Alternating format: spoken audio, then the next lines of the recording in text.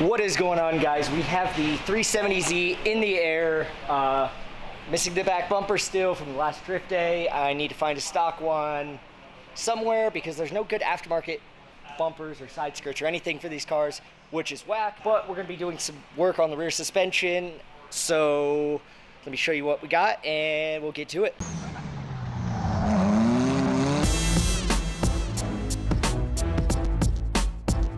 Alright, so right here we have some GK Tech adjustable traction arms. So these are the arms, I already pulled them off that side. So this is this arm right here. Basically it controls the wheels front to back movement. And then right here, Jesus. Right here we have what are called anti-squat brackets. Yeah, these cars have a huge problem with when you get on throttle, the rear squats down. And I was actually running you can kind of maybe see it there. I'm actually running static positive camber, and this is my tire wear from the last drift day, which is, that's the outside. So this is actually negative camber wear. So the car's squatting and cambering so hard that it's doing that. So basically this is causing me to lose traction because it's gonna squat and then it's also gonna tow. So not the best. And also I was beating the oh my god, I was beating the shit out of my exhaust. This is the exhaust that I just built in the last video. I got it.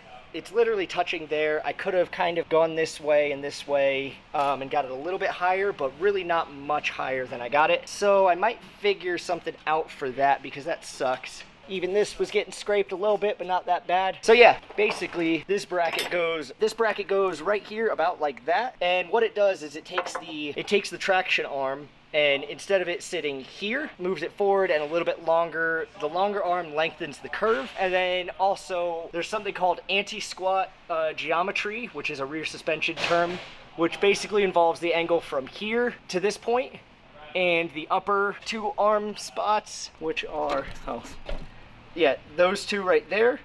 So it's the angle between those two and those two. By lowering this angle, it changes it and it squats less. So it has more anti-squat. I'm also putting stiffer springs on so I can just go lower in general without having to worry about bumps and stuff because, you know, hot boy shit, I guess. So what I'm gonna do is cut this piece off, and we're gonna I gotta figure out how I'm gonna jig this up in place to make both sides match because they both have to be sitting in the same spot. Probably measure the angle of one side or the other, and then we're gonna clean it up and weld them on. We also got a big old package, which is irrelevant to this car, but is relevant to the Ferrari swap FRS that we're doing. If you haven't seen my other videos, boom. I'm not paying for that. Ferrari F136.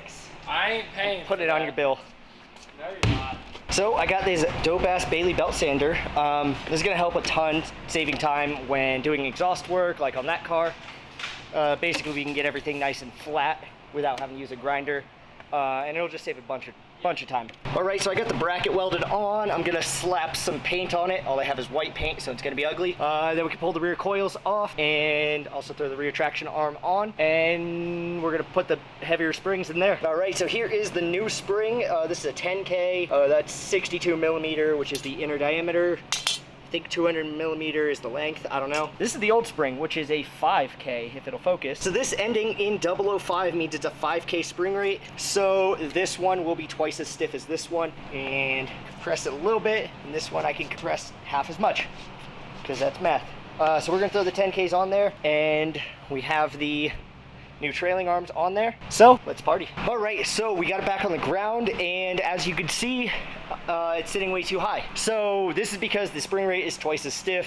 We even reduced the preload and it still is sitting really high up. Also, you can see the positive camber here. So I'm going to pull it out of the shop because they got to pull something in, and I'm gonna pull it back in behind them and lower the rear because, you know, low style life. So as far as removing them goes, there was maybe 5 screws on the bottom, which were 10 millimeter bolts, like that.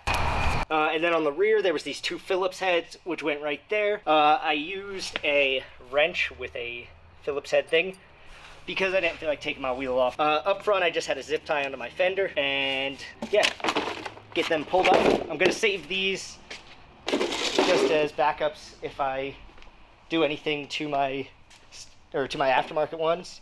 But this one's installed, and I'll show you how it goes on. Now, in the install, I used 1 screw at the back. Right there is a self-tapper for now, but once I pull them off to get them wrapped by Ben at Black Star, got got it plugged in. I'm gonna throw a riv nut in there. I got the zip tie there and a zip tie there, and you know, they're kind of floppy, but whatever, it's fine. So that is all for that. Now this is a nice short simple video. I didn't do a whole lot, so sorry about that, but I did want to keep you guys updated on what's going on. Once we start the Viper swap and doing cool stuff, I might actually have my boy Brian at No Shutter come and do filming and editing for me, so I can just work and he can handle all this stuff, because I don't like doing this, but I do like, you know, I like to show you guys what I'm doing. So also it works out, look. So the backwards graphics are forward now. So yeah, stay tuned. Once we start the Viper swap, or even start collecting or doing other stuff, then we will we'll have some videos coming out on the 370Z drift car.